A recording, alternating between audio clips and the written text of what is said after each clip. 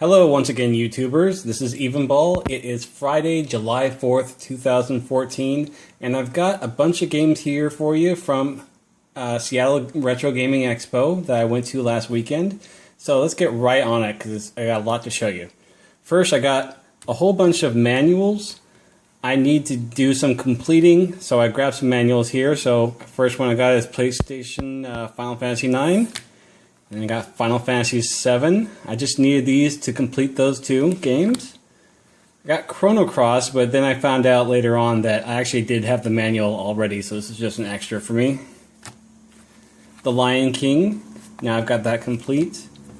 Now I've got Aladdin, Axelay, Drakkhen, or Drakkhen, however you pronounce it, and Super Castlevania 4. Very glad to get that one. All these Super Nintendo games, that doesn't really complete these ones, but that's a good first step. Okay, along with those manuals, I also got some boxes for my Genesis games. First up is Street Fighter II Special Champion Edition, and I also got the instructions for this, and I already had the cartridge, so now I've got this complete.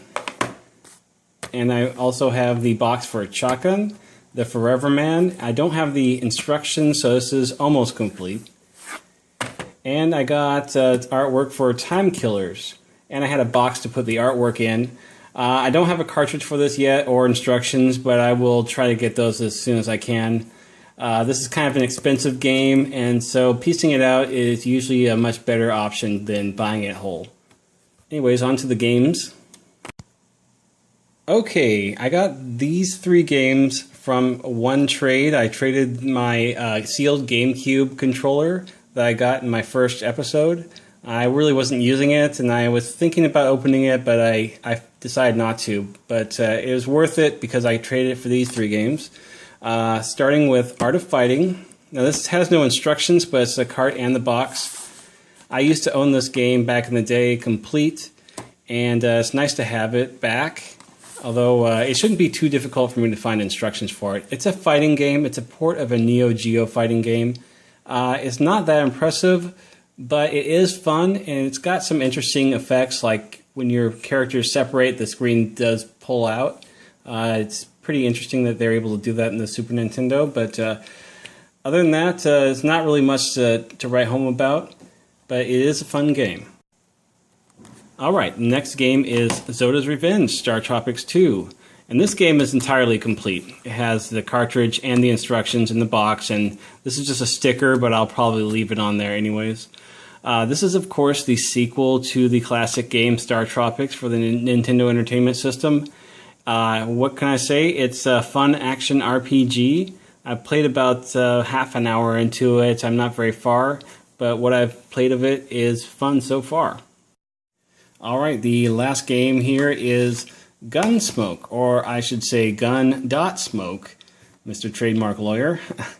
This is a vertical scrolling ground-based shooter where you're a cowboy or sheriff or whatever, and you're on an outlaw shooting rampage trying to save the town of Hicksville from this murderous gang of about 1 million people. The screen in this game just scrolls vertically, like I said earlier, but it keeps going unless you pick up a wanted poster or buy it from one of the townspeople. I don't know why they wouldn't just give you one for free, but that's okay. And then after you get that, you fight the boss, and then that ends the level. It's a lot of fun. It's just a classic port of an arcade game, and it's back when Capcom was really starting to get hot and making all these great NES titles. Okay, I also got a couple of PlayStation games here.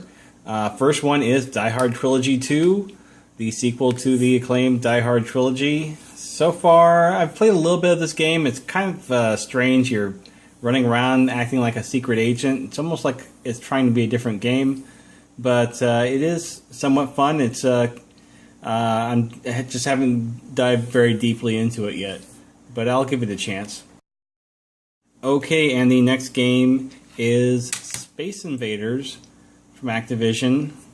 And this game starts with a hilariously long intro, FMV. But you know what? It's just classic Space Invaders. That's all there is to it. You blast, you just run around on the ship in the bottom, and you just blast the incoming enemy ships, and it's just a great time. Anyways, I got a few more games here for you. Alright, so I've got Batman Returns here. This one only cost me $10. It's a pretty good deal. It is complete cartridge, box, and instructions, although it's missing the insert, so the cartridge is kind of loose in there, but that's fine. I can get an insert anywhere. This game is great.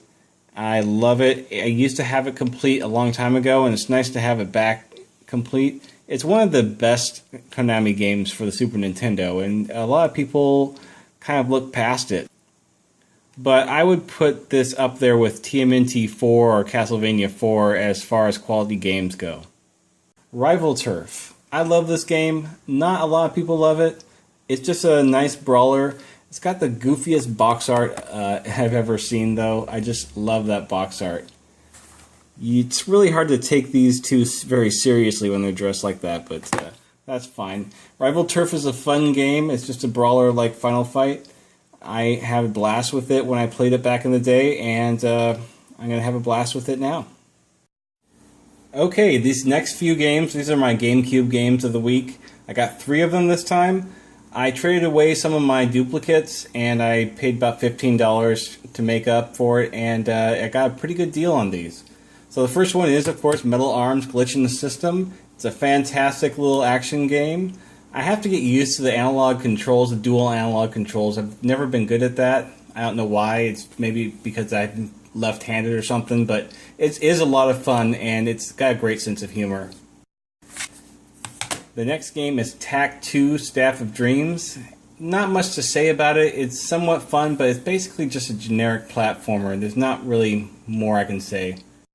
And the third game is Star Fox Assault. I finally got the disc-only edition of it, and it can go in this case that I had that I bought about a month ago. And what can I say? It's Star Fox. It's a lot of fun so far. I haven't gotten to the ground stages yet. This game has you doing run and gun on the ground out of your cockpit, but I haven't gotten to that part yet. But so far, what I've played of it has been a lot of fun. Alright, and the last thing I got is this Commodore Data Set. Yeah, this is only, well, I asked one of the vendors if they had it, and one of them said, yeah, I've got one, and they sold it to me for $5 the next day. It is a little damaged, but you know what, I don't really care. As long as it works, that'll be fine. With this, I can finally try and play this game that I've been wanting to play. So I'll try that at a later date, and we'll see how fun that is. Okay, that about wraps it up for this week. Not a bad haul for $60, I would say. Thank you for watching. I hope to have more stuff for you next week.